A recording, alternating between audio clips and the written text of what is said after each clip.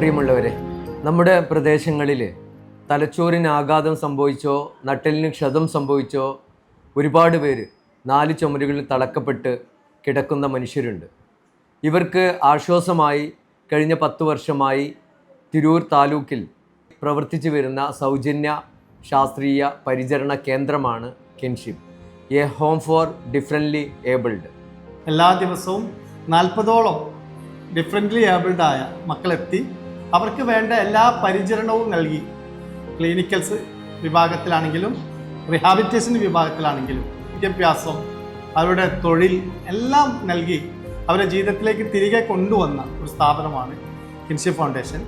Occupation തെറാപ്പിയും ഫിസിയോതെറാപ്പിയും speech തെറാപ്പിയും യോഗയും ഡയറ്റീഷ്യൻ്റെ സേവനവും കൗൺസിലിങ്ങും play തെറാപ്പിയും അടക്കം ഡോക്ടറുടെ സേവനവും നഴ്സിൻ്റെ സേവനവും എല്ലാം കൂടി 9ഓളം സർവീസുകൾ ഒരു പ്രദേശത്തെ ഇത്തരത്തിലുള്ള മനുഷ്യർക്ക് നിറം പകരുന്ന രീതിയിൽ മുന്നോട്ട് പോകുന്ന ഒരു സംവിധാനമാണ് കിൻഷിപ്പ്. നമ്മളെ കിൻഷിപ്പിൻ്റെ ലക്ഷ്യം ഇതാണ്, എയിം ഇതാണ്. ഭക്ഷണം കഴിക്കാനും വസ്ത്രം ധരിക്കാനും അവരെ പ്രാഥമിക കർമ്മങ്ങളൊക്കെ സ്വയം ചെയ്യാൻ അവരെ പ്രാപ്തമാക്കുക എന്നുള്ളതാണ് കിൻഷിപ്പിൻ്റെ ലക്ഷ്യം.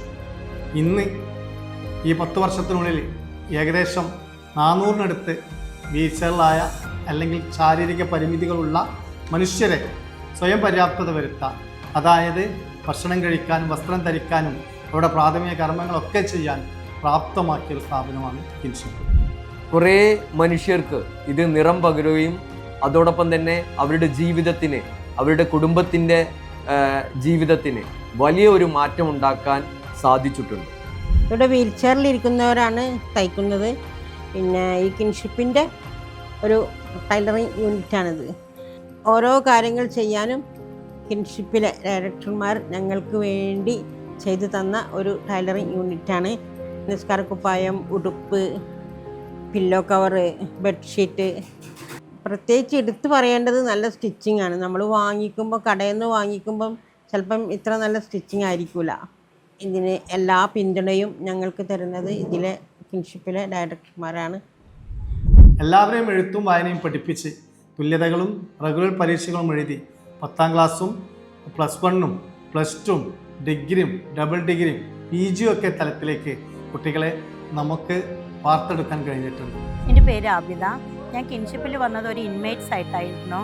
എനിക്ക് ഫിസിയോതെറാപ്പി ചെയ്ത 2 കാലും ഒരു കൈയും തളർന്നിട്ടാണ്. ഇവിടെ വന്നതിന് ശേഷമാണ് ഞാൻ വലത് കൈ കൊണ്ട് ചോറ് കഴിക്കാൻ തുടങ്ങിയത്. അപ്പോൾ വളരെയധികം സന്തോഷമുണ്ട്. പിന്നെ മെഷീൻ ചവിട്ടാൻ, തയ്യൽ യൂണിറ്റ് നടത്താനൊക്കെ ഒരുപാട് ഉപകാരം എനിക്ക് കിൻഷിപ്പിൽ നിന്ന് ഉണ്ടായിട്ടുണ്ട്. മാത്രമല്ല, ഇൻമേറ്റ്സായി വന്ന എന്നെ ഒരു ജോലിക്ക് വേണ്ടി ഇവിടെ കൂട്ടുപിടിച്ച് ഞാനിപ്പോൾ ഇവിടുത്തെ സ്റ്റാഫും കൂടിയാണെന്നുള്ള ഒരു അംഗീകാരം കൂടി എനിക്ക് ഇവിടെ നിന്ന് കിട്ടിയിട്ടുണ്ട്. വളരെയധികം സന്തോഷമാണ്. ഇത്രയും വികസിച്ച് നിൽക്കുന്ന ഈ കിൻഷിപ്പിൻ്റെ മുന്നോട്ടുള്ള പ്രവർത്തനത്തിന് നിങ്ങളെപ്പോലുള്ള ഓരോരുത്തരുടെയും സഹായമാണ്. ഇനിയും എല്ലാവരും സഹകരിക്കണമെന്ന് പ്രതീക്ഷിക്കുന്നു. സ്വയം തൊഴിൽ എന്ന നിലയ്ക്ക് അവർക്ക് അച്ചാർ മേക്കിംഗ്, അതേപോലെ നിസ്കാരക്കുപ്പായം, ജ്വല്ലറി മേക്കിംഗ്, ഡിറ്റർജൻറ്റ് ഐറ്റംസ്, ഇതൊക്കെ അവരെ കൊണ്ട് സ്വയം നിർമ്മിപ്പിച്ച് വിപണന മാർഗം കണ്ടെത്തി അവർക്ക് ചെറിയ തോതിലുള്ള സാമ്പത്തിക ഭദ്രത കൈവരിക്കാനും നമുക്ക് കിൻഷിപ്പിൽ നിന്നിട്ട് സാധിച്ചിട്ടുണ്ട്. റീഹാബിലിറ്റേഷൻ്റെ ഭാഗമായിട്ടുണ്ടാക്കുന്ന മറ്റ് ഉൽപ്പന്നങ്ങൾ എല്ലാത്തിലും എനിക്ക് പങ്കെടുക്കാനുള്ള താല്പര്യവും അതിന് വിൽപ്പന നടത്താനും മറ്റതിനൊക്കെ എനിക്ക് കഴിഞ്ഞുകൊണ്ടിരിക്കുന്നുണ്ട്. ഇപ്പോൾ ഈ അച്ചാർ തന്നെ ഇവിടെ തുടക്കം കുറിച്ചിട്ട് ഏകദേശം 2 വർഷമായി. ഇവിടെ പരിസര പ്രദേശങ്ങളിലും ഞങ്ങളുടെ മറ്റു സുഹൃത്തുക്കളുടെ ഇടയിലും നല്ല പ്രചാരണം ലഭിച്ചു. പ്രവാസികൾക്കിടയിൽ നല്ല പ്രചാരമുണ്ട്. ഇതിന് നല്ല ഓർഡറുകൾ ലഭിച്ചുകൊണ്ടിരിക്കുകയാണ്.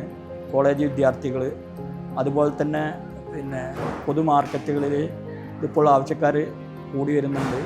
പിന്നെ നല്ലൊരു വരുമാന മാർഗമായിട്ട് എനിക്കും എൻ്റെ ഇവിടെ കിൻഷിപ്പിലുള്ള കൂട്ടുകാർക്കും ഒരു വലിയൊരു ഉൽപ്പന്നമാക്കി ഇതിനെ മാറ്റാൻ ആഗ്രഹമുണ്ട്. അതിന് ഈ കിൻഷിപ്പിൻ്റെ മുന്നോട്ടുള്ള പ്രയാണത്തിനും ഞങ്ങളുടെ ഇതുപോലുള്ള ഉൽപ്പന്നങ്ങളുടെ പ്രൊമോട്ട് ചെയ്യാനും എല്ലാവരുടെയും സഹായ സഹകരണങ്ങൾ അത്യാവശ്യമാണ്. ഒരിക്കൽ കൂടി പറയാണ്, പരിമിതികളേറെയുണ്ട് ഈ ഒരു സ്ഥാപനത്തിന്. വാഹനങ്ങളെ, അതുപോലെ നമുക്ക് കെട്ടിടത്തിലുള്ള ഈ പരിമിതികളെല്ലാം ഇനിയും മെച്ചപ്പെടുത്താനുണ്ട്. എല്ലാവരും കൂടെ ചേർത്ത് വെക്കണം. നമുക്കൊക്കെ സമയം കൊടുക്കാൻ തയ്യാറുണ്ടെങ്കിൽ, മനസ്സ് കൊടുക്കാൻ തയ്യാറുണ്ടെങ്കിൽ, കേൾക്കാനുള്ള മനസ്സുണ്ടെങ്കിൽ ഒരുപാട് മനുഷ്യരുടെ ജീവിതങ്ങൾക്ക് നിറം പകരാൻ നമുക്കൊക്കെ സാധിക്കും. അങ്ങനെ എല്ലാവർക്കും മറ്റുള്ളവരെ നിറം പകർത്തി ജീവിതത്തിലേക്ക് തിരികെ കൊണ്ടുവരാൻ കഴിയട്ടെ എന്ന് ആത്മാർത്ഥമായിട്ട് പ്രാർത്ഥിക്കുന്നു.